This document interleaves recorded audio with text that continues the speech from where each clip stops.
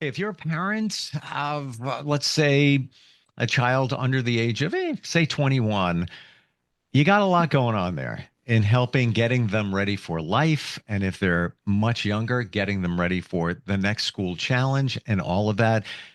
The challenge is much deeper when you have a child who has a lot of issues, a lot of challenges already. And we're going to talk about some of that today and really had to empower your children to be just emotionally strong, resilient, being able to take on different situations where they can feel that they've moved their life forward even just a little bit. She helps parents and their children with this all the time, parenting challenging children. And I don't know anybody that does what she does. And even the way she does it. Dr. Michelle Alden is back with us. How are you today? Doing great. Glad to be back. It's good to have you here. We've talked a little bit about your book, um, but not really. We've not really dove into it deeper, which I'd love to do today. And is I see it in the background there. Is the name of the book "Parenting Emotionally Distressed Kids"? Yes. And then at the subtitle is Build a Bridge to Better Behaviors. Mm-hmm. Yeah. Honestly, Which a lot that's of us want, right? the subtitle is the one that I remembered because it's really what you want as a parent. Um, when we talk about preparing our kids to be resilient or even emotionally resilient, how does that look? How do we define what that would be when you apply it to a child? Well, and we kind of use that word sometimes like, oh, kids are so resilient. They can just handle whatever, trauma or thing has happened. And sometimes I think that we forget that maybe that resilience is a skill that has to be built and that I really believe that even in the things that happen and the things that are happening in the world, like kids are affected. It comes out in different ways. So when I'm talking about building resilient kids, it's not kids that just seem unaffected by everything that's going on. It's more about kids that are able to work through their emotions, able to Mm, work through the problems that they're facing, conflict resolution. I think all of that really builds a lot. And I think that it comes a lot from us as parents modeling that adaptability and modeling how to be emotionally regulated, which is hard because we're not always so resilient ourselves, completely. And our kids learn from us. So, what should we be showing them? And when a situation arises for a parent in in a general life situation, maybe not involving the child, should we always keep our emotions in check and be completely aware of what our kids might be seeing? Yes and no. I mean, we want to have open communication about emotions and what we're feeling and allow space Sure. for that. Like, that, hey, I've been disappointed or I'm frustrated or, whatever it is, but we're also modeling that ability to regulate and to how we're going to work through it. And so I think that there's a lot of parents that in trying to be open, maybe it's more just venting, right? Like, oh, I'm not hiding anything from my kids. They know exactly how I feel about everything. But that's a lot for kids to handle when all the grown-ups are in turmoil about things that are happening in the world or in our Yep. country or whatever, and we just think like we're just having these open conversations, but how much of it are the kids absorbing and seeing that, wow, even the adults don't know what to do. Is it truly a delicate balance whereby you want your kids to see the real you, but you also don't want them to get deep in the weeds of a situation? Let's say a personal situation. Let's say, divorce is involved, or let's say there's a money situation. I see it like as a delicate balance because you don't want to shield them from it. You want them to know because they're going to pick up on it anyway. They're going to know, mom or dad is feeling something, but I don't know what it is. It seemed, and depending on the age of the child and also their emotional IQ, how to deal with that. It seems like it seems delicate. Yeah, I think so. And I think it, and I talk about this a lot in the book about building structure. And Mm, and I think that's where the structure really comes into place because we still want our kids to know that we're not just like everything's not just up in the air. Even if we're having many problems, even if we're having, we have to produce some security there for our kids. And so it's not fake it till you make it, but it's knowing, having a plan, knowing what you're going to do. It's like, this is really hard, but I've got this and I'm going to help you. Even if behind the scenes you're kind of falling apart, that's okay. mhm, But I do think that kids need to be shielded from that in that sense, as far as just, I think ultimately they still need to know, like, I know that when kids look back, what are they going to remember? Like, yeah, money was tight, but we always were able to make something work, or something mm. like that. Well, I guess that leads us into problem solving skills within our children. That's part of your book as well. How do you define that problem solving? Well, I I kind of think of it in a picture, right? Like a child comes to you, they're having a meltdown or they're having a big conflict with their friends, or and or they even felt like they're being, bullied at school, or whatever. And instead of us taking that and solving it for them, or saying like, I don't like this that's happening to you, that's fine, like we can say that. But then when we move in and we start fixing it for them, I think that's where I really am encouraging parents to help their kids to develop the skills to start to think about how they're going to handle that problems. I like the approach of, when a child's telling you about, whatever it is that's happening, to be able to kind of take that step back and be able to like be curious about it, like, oh wow, what are you going to do? Mm, Instead of, and I think it's good to identify with the emotion of it first, like, wow, that sounds really hard. That's super stressful, and not go right into fix it mode for sure. But coming to that place where we can ask our kids, like, what are you going to do? Like, I can see you're really frustrated, or I can see you're upset.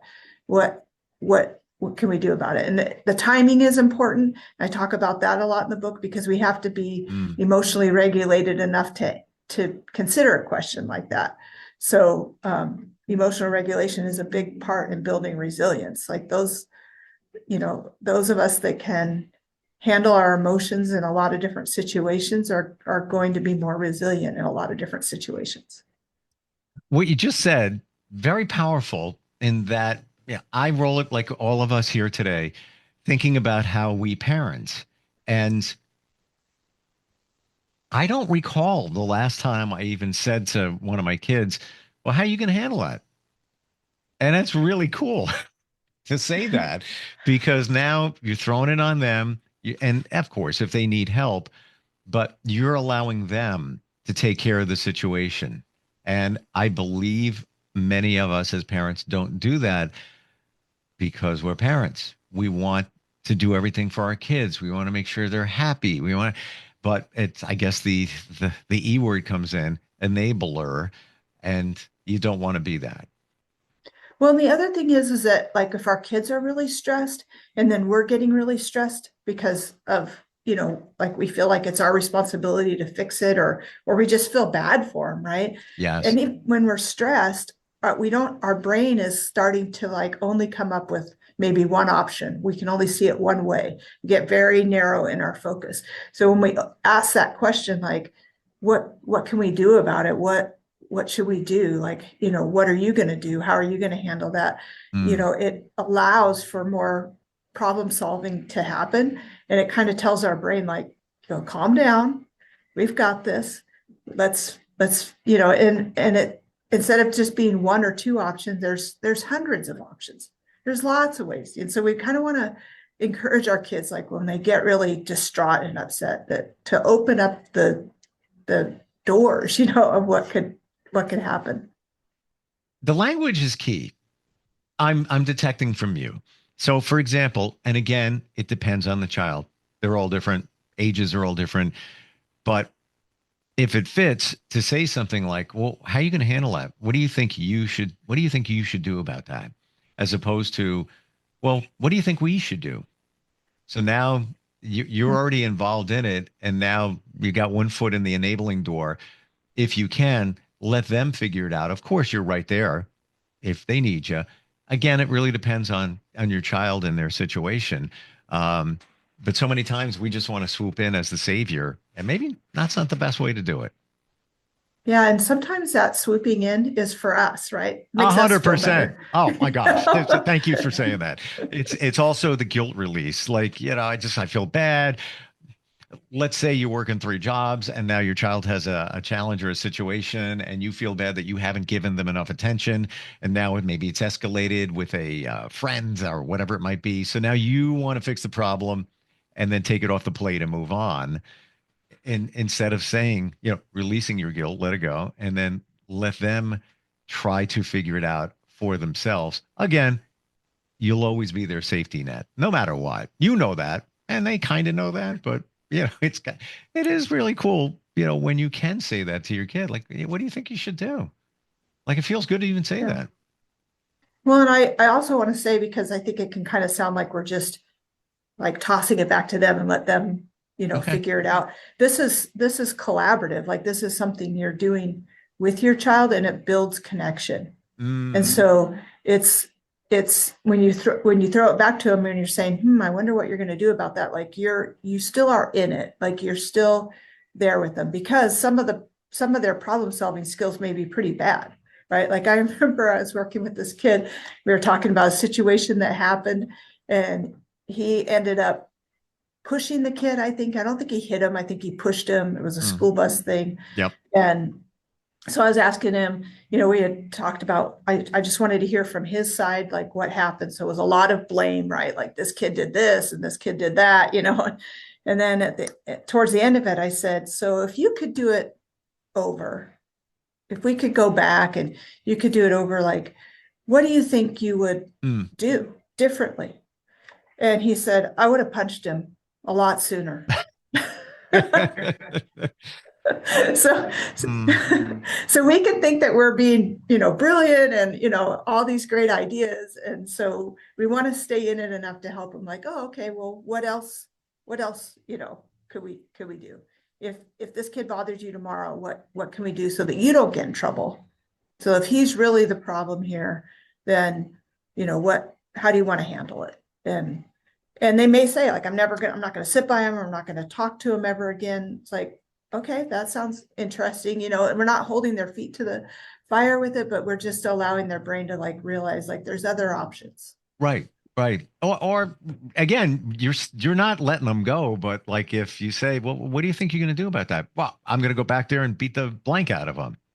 Well, then now the parenting portion of you comes in. Well, that's not the best idea because then you could get suspended.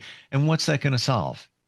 So I'm seeing it as throw the ball to them, but you still have your hand on the ball, if that makes sense. Yeah, we're still in the game, right? You're still in a game. Exactly. Yeah. From your book, which is fantastic, what are some of the other things that we can learn or a couple of takeaways? Yeah, there's one part of the book where I talk about, I call it the mountain of escalation. And it talks about when kids are getting escalated, kind of. And I work with kids that are already emotionally distressed. They have diagnosis, they've had trauma. Yeah. So their level of regulation is not, they're starting at a higher level. And so in the mountain of escalation, a lot of parents will say, like, well, my kid just goes from 0 to 60 in a nanosecond. And so when we look at that mountain of escalation, it kind of talks about the signs of when a child is escalating. Ah. And when parents can be more observant about that, you realize, Mm. like, oh, this actually started back here when they were pacing, or when they started talking really fast, or whatever it is. And then what I love about it is, on the other side of the mountain of escalation, it talks about what you can do when your child's at those different levels. It gives you some practical things to do at each level that your child is at. And then you can get a free download of that mountain of escalation from the book. So Wow. yeah, you request it and we send it to you. So it's great. Awesome. And would that be uh, here's the signs of escalation. Is it kind of in that, territory, what to observe, how to know that it's getting a little heavier? Yeah, it's like it'll say like when they're at the lower levels, they might be playing quietly, kind of in their own world. Um, their body's calm. And then what you can do, so there's positive things too, like let them play, don't interrupt them, but watch for when they're starting to transition, or move. And then it goes all the way up to when you might have to use a crisis plan or, you know, um, when they are getting too high on the mountain, what we have to do to help them to calm down. So it's the whole chapter kind of talks about each Hmm. part of it and a little bit more than even on the chart. But the chart is really handy. A lot of people put Wow. them on their refrigerator and even the kids can look at it. Ah. I had in our schools where I live, a lot of times they'll use like a color chart. You're getting in the red, you're yellow. So I've had parents color the mountain of escalation so that it matches a little bit of what they're doing at school. Um, Hmm. but I just love the if this is happening, then this is what we can do. Because that feeling as a parent when you don't know what to do, and it's I think one of the hardest feelings of all. See, I'm learning a lot here, as we all are, because I wouldn't know whether I should show my hand in terms of the chart of escalation to my kids. But now I see it in a different way. They need to understand it. And it reminds me of, ever been to a hospital medical facility and they have that chart of 10, the pain scale, and one is like smiley face, 10 is like, and it's all different colors. Um, Kind of that what it reminds me of, in terms of escalation. Um, do you feel that many parents don't see the earlier signs of the escalation? And Oh, then for it sure. and it gets, let's say it's 10 steps. Now it gets now by the time they pick up on it, we're already at five. And there's almost no turning back at that point.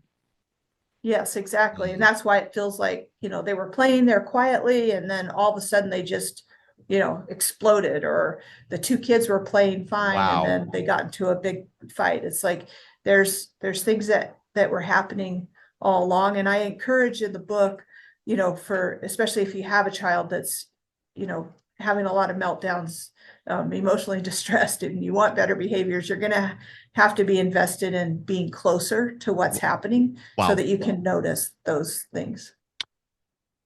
That's huge. Seriously, we most of us don't even think about that happening. Um, and is it mostly detectable? Seeing those, if you really observe, follow the book, follow your advice, are there always signs, levels of escalation before it gets to that point? I have found that to be true. And Mm. most of the time when I've worked in the homes, parents are telling me that there's no signs. And and I go in and of course I'm not in the mix of it, so it's a lot easier as an observer to Hmm. point out and see the patterns or see, and so when I have parents start to stay closer, they start to notice it too. And it's not just to stop it from happening, it's to notice so that we can help the kids to notice. Like it's so important in their own regulation for them to realize like I'm getting I'm getting frustrated. I need to take a break. Mm. What would you say, Michelle, is the one or two things? And again, every child, every situation, every age is different. But what are we missing for the the greater view of all of this? What are we missing? What are parents not recognizing, not realizing that can improve parenting a challenging child? Wow, that's a big question. What first came to my mind was just I think that our kids can go through the challenge, even if it's a personal meltdown, of learning how to bring themselves kind of back in into the realm where they can at least use the thinking part of their brain. When you have a kid has a lot of, meltdowns and tantrums and all of that, it can start to feel like I'm just going to do everything I can to keep this from happening. So parents use a lot of distraction Mm. um, until it doesn't work, right? But for the most part, like we found that like screens are a great distraction, and but it doesn't keep the next meltdown from happening or help the child to know what to do. And so I think that's that whole realm of knowing how to get yourself calm, how to help your kids to get calm, like that is a huge part Mm. of parenting emotionally distressed kids and actually of being human, you know.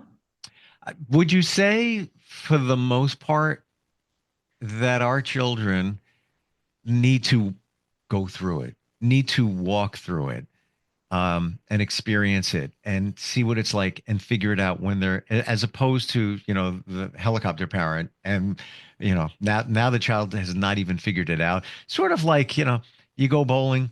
Let's say you're not a great bowler. Maybe you're a child bowling, and you have the bumpers up in the lane, and the ball is still going down there, sort of, but you're the parent, you're the bumpers up there, so you're there, but you're letting them get down the lane, as opposed to, no, I'll throw the ball for you, don't worry about that.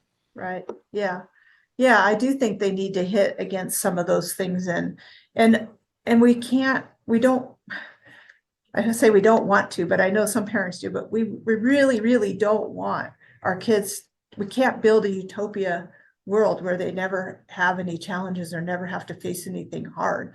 That's not, that's not what we're meant to do here. I really believe we are meant to go through challenges. We have, weird things that happen in our journey that we didn't expect, and it's okay. Nothing's gone wrong. We're just meant to learn how to overcome Yep. and get better and grow. Can't do it alone as a parent, and I'm seeing this. There's, you can reach out to other parents and get their feedback, family members, but they are not qualified. Being another parent doesn't make you qualified for all of this kind of stuff.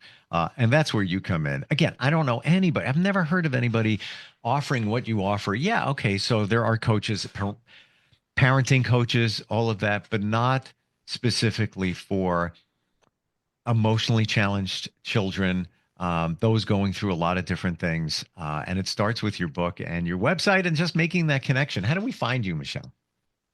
Yeah, so you can order the book on Amazon. That's one way you can find me, and it has contact information there. You can get the downloads, all of that. A lot of people read the book and then want more coaching from that. Sure. So that's great. You can find out about getting more coaching on my website, parentingchallengingkids.com.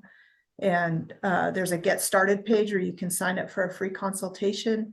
Um, you can sign up for our coaching group. It's called the Playroom. Lots of help available. Yeah. And as you identified a moment ago, there are lots of free things in the book, like we just spoke about. That's one of many, right? There's a few in there. Yeah. Yep. Yeah. Love it. Yeah. Once again, your website, please share. Yeah. Parentingchallengingkids.com. Excellent. Thank you for all your insight, Michelle. Learned a lot. I got to start asking questions within my kids. Got to get on that. I really mean that. I mean, I spent time with my son. He Yeah. just turned 19 last night. Had a great night. And they all go through things, but I never look at it as to allow them to be even more empowered with the question. And that's just one little piece of Yeah. what we can learn from you. And I appreciate it. Thanks for being here today.